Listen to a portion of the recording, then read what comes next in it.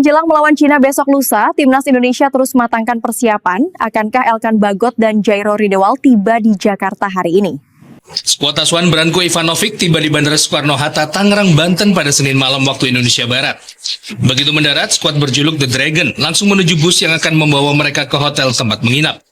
Meski berstatus tim tamu, pelatih Cina Branko Ivanovic tetap optimistis akan mengamankan poin di hadapan ribuan pendukung timnas Garuda di Stadion Utama Gelora Bung Karno Kamis malam mendatang.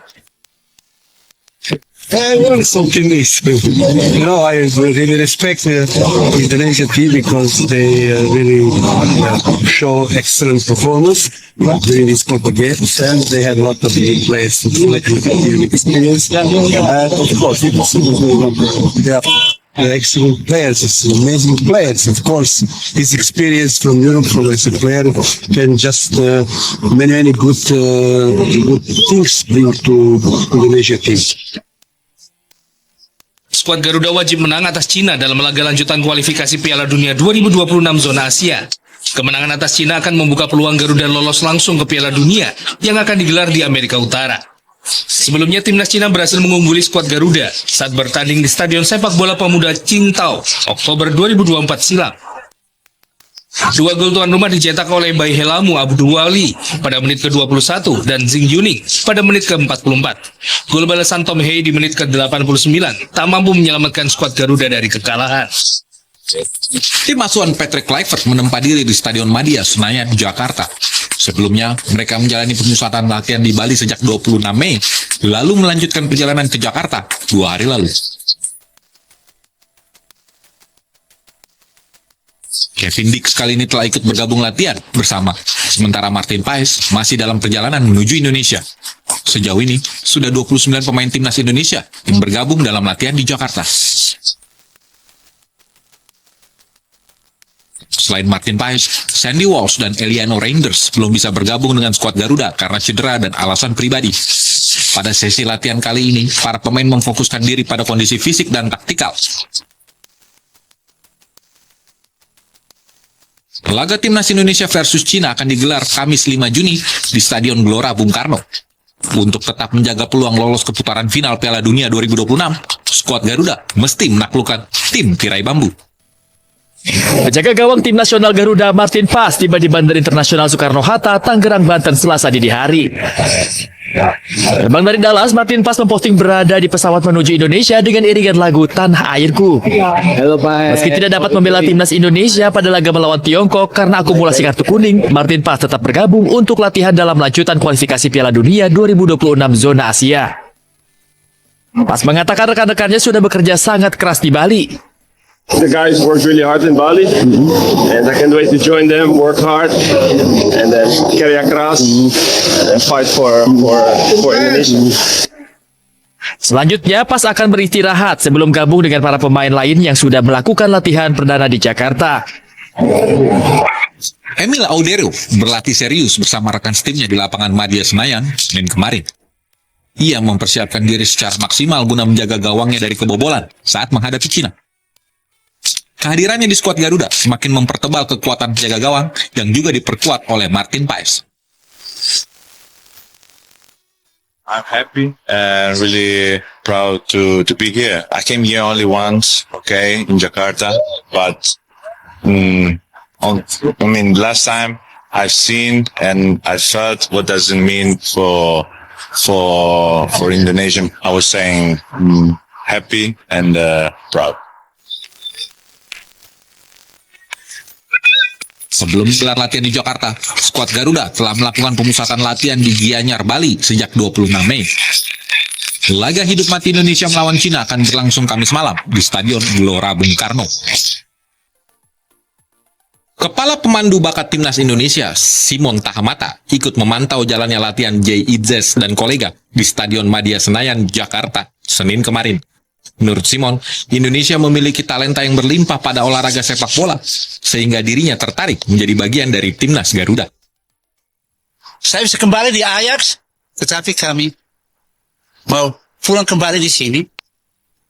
Tolong Patrick dengan dia pun teman-teman di sini, kolegas. Dari itu kami ada di sini, buat tolong Indonesia dan juga buat anak-anak muda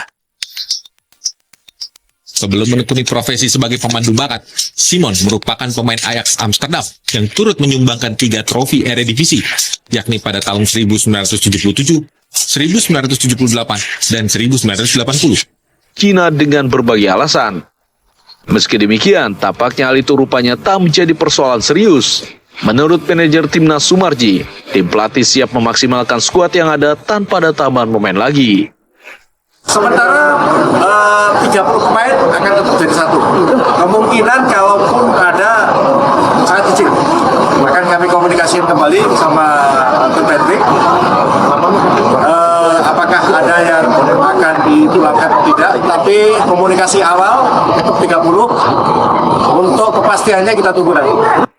Menatap pertandingan krusial melawan Cina dan Jepang, diketahui pelatih Patrick Kluivert sudah memanggil sebanyak 32 pemain untuk mengikuti pemusatan latihan di Bali dan Jakarta. Hal itu diungkapkan Erik saat meninjau langsung latihan timnas Indonesia di Stadion Madia Senayan. Erick Thohir pun menegaskan agar para supporter timnas Indonesia menyambut baik tamu yang datang sekaligus berharap para supporter mengerti dalam bersikap sebagai tuan rumah. Juga harapkan hal-hal seperti yang kemarin teguran FIFA karena ada diskriminasi nggak boleh terjadi lagi, karena sayang. Karena itu kan menjadi sorotan juga, dan saya berulang-ulang, sepak bola tidak boleh ada diskriminasi, ya, baik kita melawan tim luar negeri, tim nasional, ataupun di antara kita sendiri, ya, di liga tidak boleh ada acara-acara yang hal-hal yang justru menjatuhkan sesama anak bangsa.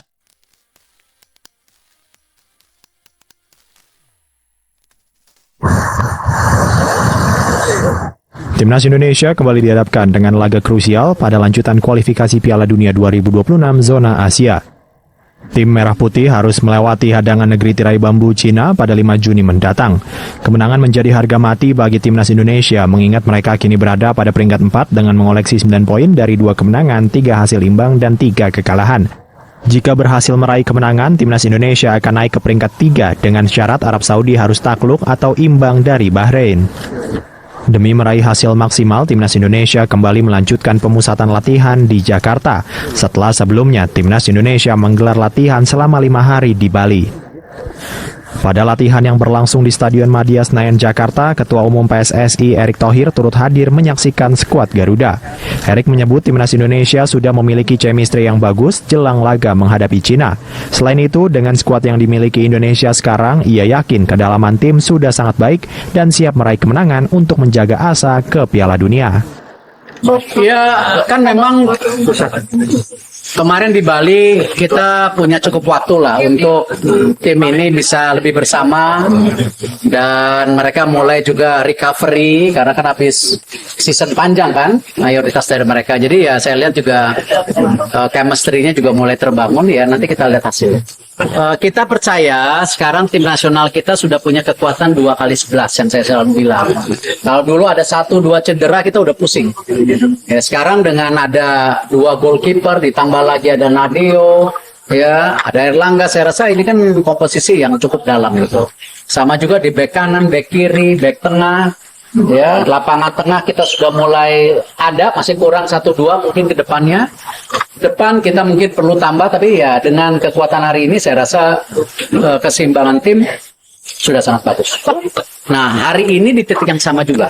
Kita harus mendapatkan poin penuh, kalau tidak ya harapan untuk kita ke playoff semakin berat gitu. Jadi ya ini benar-benar sepak bola rupanya sekarang jadi martabat semua bangsa ya.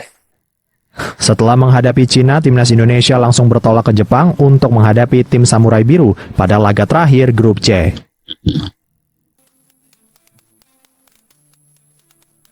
Timnas Tiongkok datang ke Jakarta dengan misi mencuri poin di Stadion Utama GBK Senayan, Jakarta 5 Juni mendatang.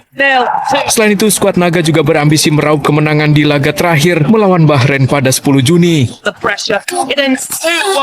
Pelatih Timnas Tiongkok Branko Ivanovic menyebut laga melawan Timnas Indonesia merupakan laga kunci.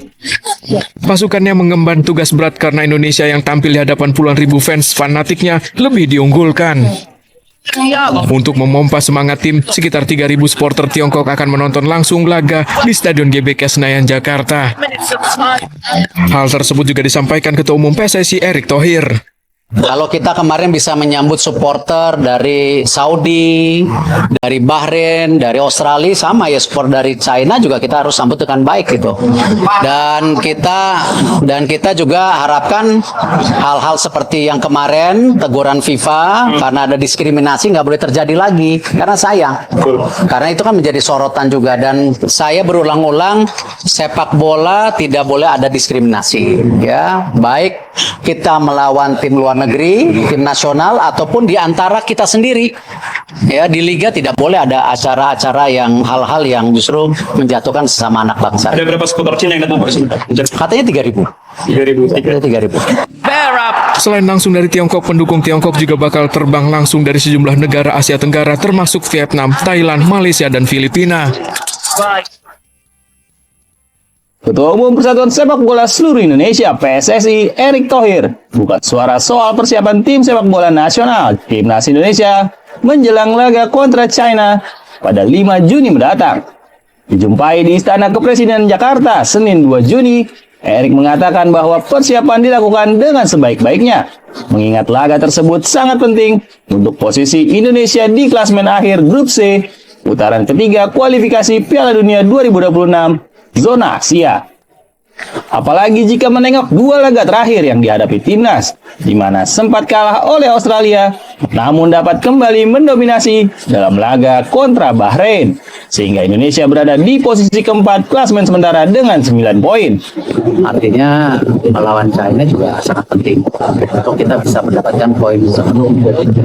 Karena hitung-hitungannya kan masih ada pertandingan Australia, dengan Saudi, dengan negara-negara lain. Jadi ya semua ini harus kita dapatkan. Sebelumnya, Timnas Sepak Bola Indonesia telah menjalani masa pelatihan yang berlangsung di Pulau Bali sejak 26 hingga 31 Mei. Kemudian, Timnas bertolak menuju Jakarta untuk menjalankan latihan hingga tiba waktu menghadapi Timnas China pada 5 Juni mendatang. Penjaga gawang Timnas Indonesia Martin Paes tiba di Bandara Internasional Soekarno-Hatta, Tangerang, Banten, Selasa dini hari tadi. Meski tidak dapat membela Timnas Indonesia pada laga melawan Cina dalam lanjutan kualifikasi Piala Dunia 2026 zona Asia, karena akumulasi kartu kuning, Martin Paes masuk dalam daftar. Join them, work hard, and then karya keras, and fight for Indonesia. Di sela-sela kesibukan berlatih, para pemain dan pelatih Timnas Indonesia diundang merayakan pesta ulang tahun Ketua Umum PSSI Erick Thohir di Bali. 3 hari kemudian, giliran Kapten Timnas Indonesia, J.I. Jess, yang merayakan hari ulang tahun. Tepat pada tanggal 2 Juni, J.I. Jess genap berusia 25 tahun.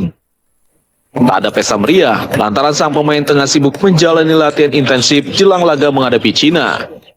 Namun sejumlah fans tak lupa memberikan kado, seperti yang diperlihatkan Ijes di media sosial. Tak hanya mendapat hadiah dari para fans, Ijes juga mendapat ucapan selamat di media sosial, seperti dari Federasi Sepak Bola Asia atau AFC, dan tak ketinggalan dari klubnya Venezia. Tentunya kemenangan melawan Cina bakal menjadi hadiah ulang tahun spesial sang kapten. Tak sampai sepekan lagi, Indonesia akan menghadapi laga krusial dalam lanjutan kualifikasi Piala Dunia putaran ketiga Grup C dengan menjamu Cina di Stadion Gelora Bung Karno, Jakarta. Sejumlah persiapan sudah dilakukan. 25 pemain dan ofisial timnas Cina sudah mendarat di Bandara Internasional Soekarno-Hatta, Tangerang, Banten pada Senin malam dengan pengawalan ketat oleh petugas keamanan. Setibanya di bandara, anak asuh Branko Ivanovic langsung menuju bus yang akan mengantar mereka menuju hotel tempat penginapan tim di Jakarta.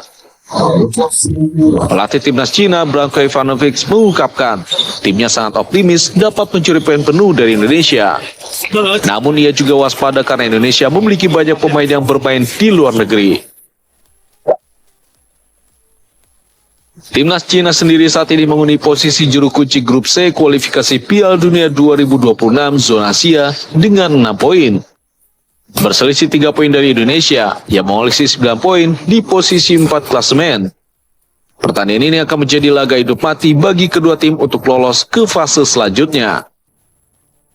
Matchday ke-9 di Grup C pada putaran ketiga kualifikasi Piala Dunia 2026 zona Asia antara tim nasional Indonesia versus China akan digelar pada pekan ini, tepatnya pada hari Kamis 5 Juni mendatang.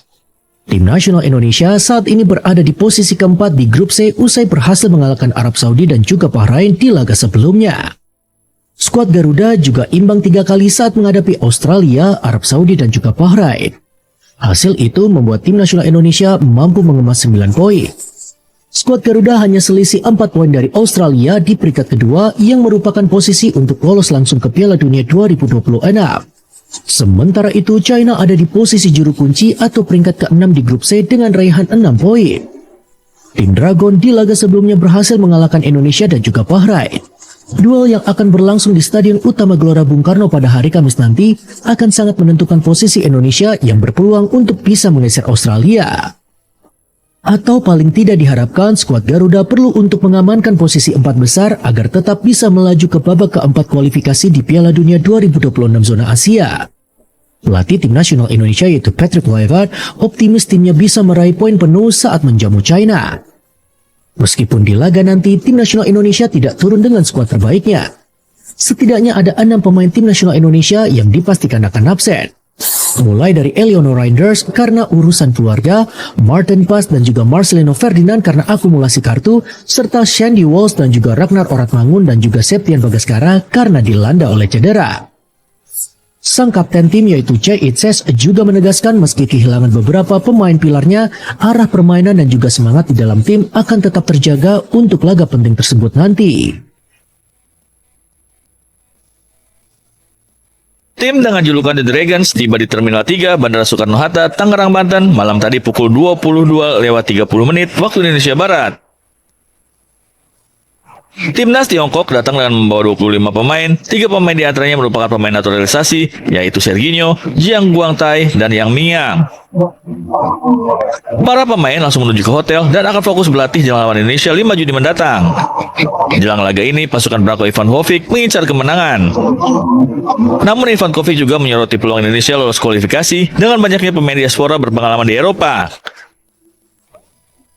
How about the target for the match on Friday? Very important match for both teams, of course, and I expect the people, the fans will come and enjoy in the game. We had excellent condition, and of course, the only problem is same like in Indonesia. We didn't have so many time for preparation, but it's destiny.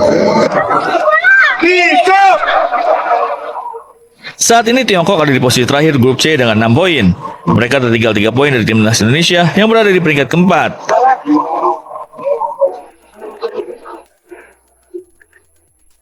Skuad Garuda Senin malam melanjutkan pemusatan latihan yang digelar di Stadion Madia, Jakarta usai pemusatan latihan di Bali. Dari latihan kali ini, tim pelatih mulai memantau perkembangan setiap pemain. Selain itu, dari latihan kali ini, pelatih timnas Patrick Kluivert pun mulai memfokuskan pada taktikal permainan untuk memilih 23 pemain inti yang akan dibawanya dalam 2 laga. Sementara Ketua PSSI Erick Thohir yang ikut memantau latihan memastikan skuad Garuda saat ini sudah lengkap dan siap memberikan permainan terbaiknya. Kita percaya sekarang tim nasional kita sudah punya kekuatan 2x11 yang saya selalu bilang. Kalau dulu ada 1-2 cedera kita udah pusing. Ya, sekarang dengan ada 2 goalkeeper ditambah lagi ada Nadeo, ya ada Erlangga, saya rasa ini kan komposisi yang cukup dalam gitu. Sama juga di bek kanan, bek kiri, bek tengah, ya lapangan tengah kita sudah mulai ada, masih kurang 1-2 mungkin ke depannya. Depan kita mungkin perlu tambah, tapi ya dengan kekuatan hari ini saya rasa keseimbangan tim sudah sangat bagus. Dari latihan kali ini, para pemain juga mempersiapkan fisik dan strategi dalam permainan untuk menyajikan permainan yang apik. Kiper Emil Audero yang diprediksi akan melakoni laga debutnya juga yakin seluruh pemain akan tampil maksimal 100%. I'm preparing the match as I always did, so I'm focused on the training and all my teammates we're doing a really good training session. So of course we're gonna have 100%. So I think I'm not saying nothing, but I'm positive. Latihan akan kembali dilanjutkan Selasa besok untuk terus mematangkan kekompakan tim. Latihan timnas Indonesia di Stadion Madia GBK berlangsung dengan cukup serius. Pelatih Patrick Kluivert terlihat fokus memberikan arahan taktikal dan penyempurnaan skema serangan jelang pertandingan kontra China. Fokus, ketenangan, dan semangat terlihat dari wajah seluruh pemain, termasuk Emil Audero, penjaga gawang yang akan menjalani debut resmi bersama timnas di pertandingan nanti. I was saying I'm happy to be here and happy to stay with this team to be here in Jakarta.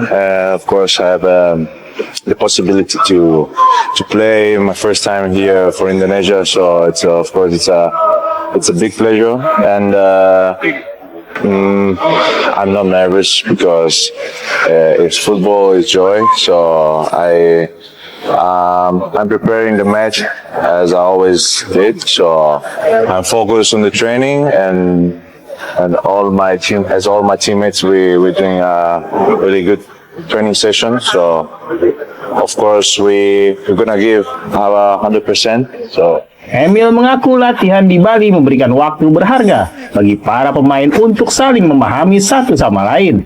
Pelatih dan seluruh skuad disebutnya sudah mengalami kemajuan sejak pemusatan pelatihan terakhir di bulan Maret.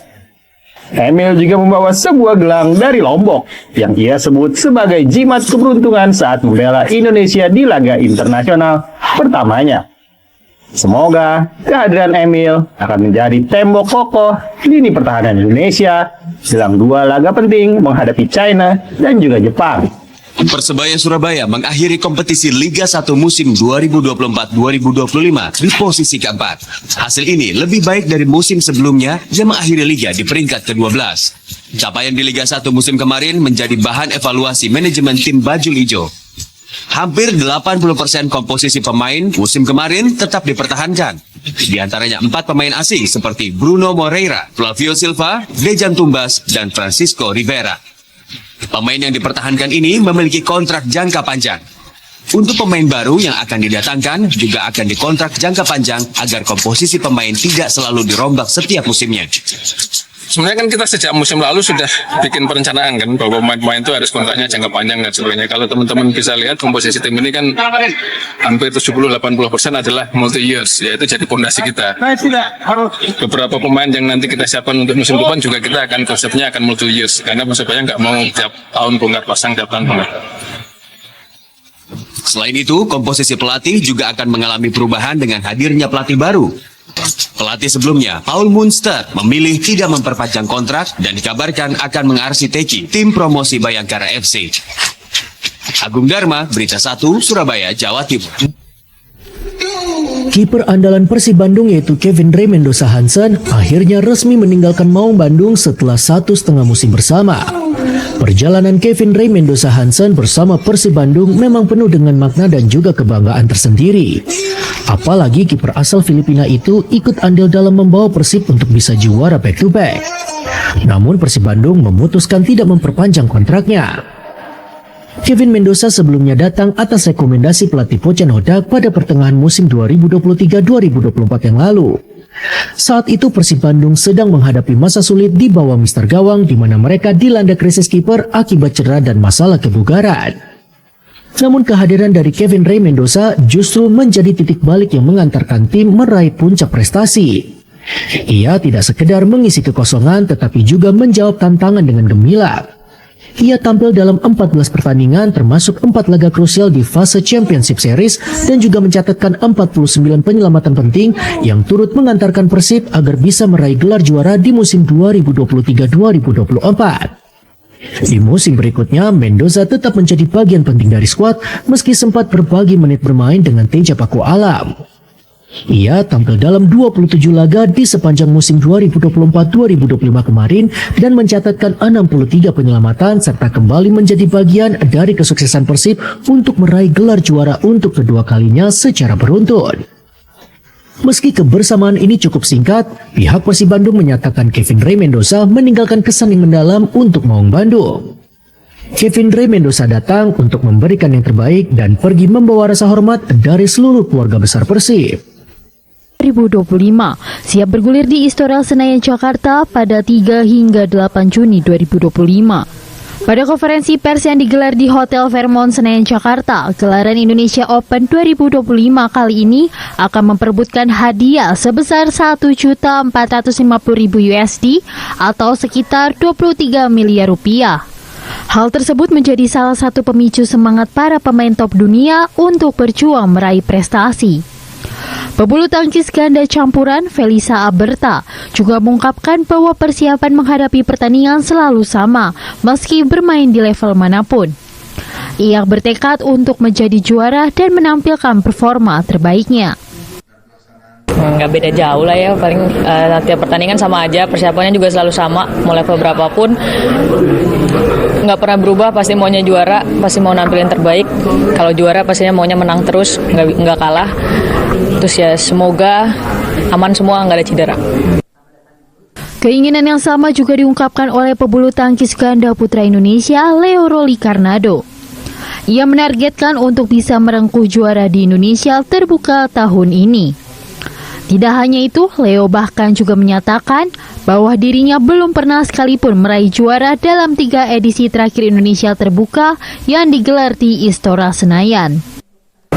Ya kalau dibilang targetnya pasti mau juara ya, apalagi kemarin di Super 1000 terakhir mungkin di All England kan bisa final, tapi di sini kan main di Istora pasti atmosfernya berbeda. Menikmati pertandingan aja, 1 poin demi 1 poin, dan terus setidaknya kita udah berusaha semaksimal mungkin lah. Sementara itu, Putri Kusuma Wardani mengakui bahwa calon lawan yang akan dihadapi di Indonesia Open tahun ini tergolong sulit, dan dia akan berusaha mengeluarkan kemampuan terbaiknya di ajang kali ini. Kalau menurut aku, selama aku bisa bermain dengan enjoy, aku alhamdulillah mendapatkan hasil yang terbaik sih gitu. Panitia penyelenggara juga terus berinovasi untuk menambah daya tarik turnamen dengan memberikan pengalaman bertanding yang baru. Salah satu yang berbeda adalah nuansa baru di lapangan, yaitu berwarna biru. Hal ini akan menjadi ciri khas tersendiri bagi Indonesia Open dan bagi para atlet top dunia yang akan bertanding.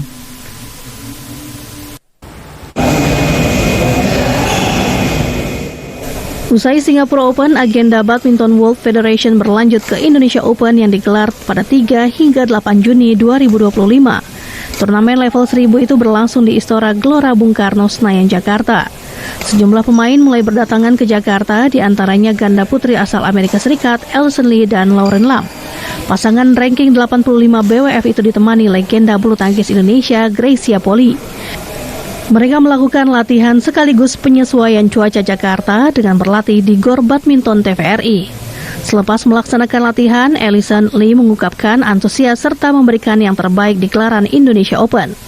Pada pertandingan pertama babak 32 besar nanti, Alison Lee akan berhadapan dengan ganda putri asal Korea Selatan, Kim Hyo Jeong dan Kong Hee Young. Tentu pasangan Amerika Serikat itu mempunyai tantangan yang cukup berat melawan ranking 8 dunia BWF itu. Karena di turnamen sebelumnya di Singapore Open, Kim dan Kong sukses mengalahkan ganda Jepang, Rin Iwanaga, Kei Nakanishi untuk meraih juara. Tetapi bukan tidak mungkin Alison dan Lee dapat memberikan kejutan di ajang Indonesia Open nanti. Yang berasal dari 7 provinsi mengikuti invitasi bela diri cabang olahraga judo tingkat pelajar DKI Jakarta tahun 2025. Pada acara yang berlangsung di Gedung Judo Jakarta Utara, dibuka secara resmi oleh Kadispora DKI Jakarta Andriansyah. Kejuaraan ini terbagi dalam 4 kategori peserta, dimulai dari SD kelas 1 sampai 3, SD kelas 4 hingga 6, SMP dan SMA. Dengan dilaksanakannya ajang tersebut ialah program Dispora DKI Jakarta dalam upaya meningkatkan pembibitan dan regenerasi pejudo potensial. Staf khusus Gubernur DKI Jakarta bidang pemuda dan olahraga Rivo Pamuji menyatakan event seperti invitasi judo ini penting dilakukan, apalagi melihat potensi pejudo tanah air. Kami mewakili Bapak Gubernur dan Bapak Wakil Gubernur melihat bahwa event seperti invitasi judo ini penting tidak hanya buat kita Jakarta tapi secara nasional. Apalagi potensi kita tuh sebetulnya untuk judo itu besar sekali. Tidak hanya di level nasional tapi kita itu punya tradisi sebetulnya di SEA Games bahkan sampai ke Asian Games. Khusus bicara mengenai Jakarta, terakhir itu kita di PON itu Jakarta bisa sampai meraih 7 emas, ya Pak Gadis ya, 7 emas. Juara umum untuk judo. Pernyataan tersebut senada dengan Kadispora DKI Jakarta Andriansyah. Ia mengatakan program invitasi yang dilakukan secara rutin bertujuan untuk melakukan pembinaan atlet secara masif. Ya memang kegiatan-kegiatan invitasi ya untuk cabang olahraga di DKI Jakarta memang sengaja kami lakukan rutin. Setiap tahun sekali, bahkan ada beberapa cabang olahraga yang kita lakukan 2-4 kali. Ini merupakan salah satu ikhtiar Pemprov DKI untuk melakukan pembinaan secara masif, tidak terkecuali judo yang memang tadi disampaikan oleh Pak Rivo merupakan salah satu cabang olahraga andalan untuk DKI Jakarta. Di Popnas, Pomnas, bahkan PON kita selalu juara umum. Tentu dengan terselenggaranya single event tersebut merupakan hasil sinergitas yang baik antara pemerintah Provinsi DKI Jakarta, PBPJSI, dan juga pihak sekolah. Diketahui ajang invitasi judo tingkat pelajar ini masih akan berlangsung sampai dengan 4 Juni. Diharapkan dengan hadirnya kejuaraan seperti ini bisa menjadi sarana lahirnya judoka Indonesia yang dapat mengharumkan nama merah putih di level dunia. Saya secara resmi mengukuhkan dan Ketua Umum KONI Pusat Marciano Norman secara resmi melantik dan mengukuhkan pengurus Pusat Asosiasi Lari Trail Indonesia masa bakti 2021-2025 yang diselenggarakan di kantor KONI Pusat Senayan, Jakarta. Acara ini merupakan langkah penting untuk menghadirkan wadah organisasi bagi para atlet lari trail tanah air. Dengan menjadi salah satu cabang olahraga yang semakin diminati, PPLT mengemban tugas untuk menaungi seluruh kegiatan lari trail di Indonesia yang terdaftar baik dari komunitas lari maupun event organizer. Ketua Umum KONI Pusat Marciano Norman memberikan dukungan penuh untuk PBLT karena telah berhasil membina atlet lari trail yang memberikan dampak positif bagi masyarakat. saya memberikan dukungan penuh karena keberhasilan pembinaan atlet lari trail ini berdampak positif kepada masyarakat kita yang cinta olahraga lari. Lari trail merupakan sebuah kegiatan olahraga yang dapat dilakukan sambil menikmati pesona alam Indonesia. Oleh karenanya, Ketua Umum PPLT Bima Arya Sugiarto mengajak seluruh kepala daerah untuk berkolaborasi dengan PPLT untuk membangkitkan perekonomian daerah lewat lari trail. Kami mengajak kepada seluruh kepala daerah di Indonesia untuk bersama-sama berkolaborasi bersama ALTI karena kita memiliki irisan yang sama, selain juga menyehatkan, selain juga menggairahkan olahraga, juga membangkitkan perekonomian daerah. PBLT dalam waktu dekat akan mengikuti kejuaraan dunia lari trail yang diselenggarakan di Spanyol.